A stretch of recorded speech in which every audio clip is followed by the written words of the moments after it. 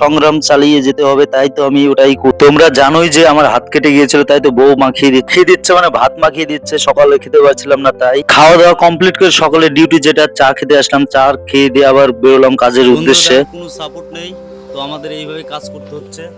তো কি করব বলো, এই পিলারটা আর এই যে এই পিলারটার জন্য আমাদের হয়ে যাচ্ছে অসুবিধা। তো এদিকে দেখো পচা ওখানে বাঁধছে একটা বাঁশের চাপড় দিয়ে, এটা খুলেছিলাম, খুলে আবার পিলারের এই সাইডে করে ওটা আর খুললাম না, এই জন্য এই বুদ্ধি করলাম, খুলতে গেলে বহুত টাইম লেগে যাচ্ছে তাই। আর এদিকে সাগর বাঁশটা ধরে আছে যাতে পড়ে না যায়, আর উপরে পচা বাঁধছে। আর তোমরাই দেখো যে কতটা রিস্কে কাজ করছি, কতটা উপরে কাজ করছি, কিভাবে মানে সাপোর্ট নেই, কোনো কিছু নাই, কিভাবে ধরে ধরে চলাফেরা করছি, কোনো কিছুতে ভয় না করে জীবনের সঙ্গে সংগ্রাম চালিয়ে যেতে হবে, তাই তো আমি ওটাই করছি। আর এদিকে কাজ করতে করতে হঠাৎ করে দেখেছি দেখো ভ্যানটা কিভাবে চালিয়ে যাচ্ছে, দু পা উপরে রেখে আর একজন পিছন থেকে পা দিয়ে ঠেলছে, মানে দুটোই পায়ের সাহায্যে চলছে। ভ্যানও যেভাবে চালানো যায় আগে জানতাম না। যদি তোমাদের ভিডিওটা ভালো লেগে থাকে অবশ্যই ফলো করে দেওয়ার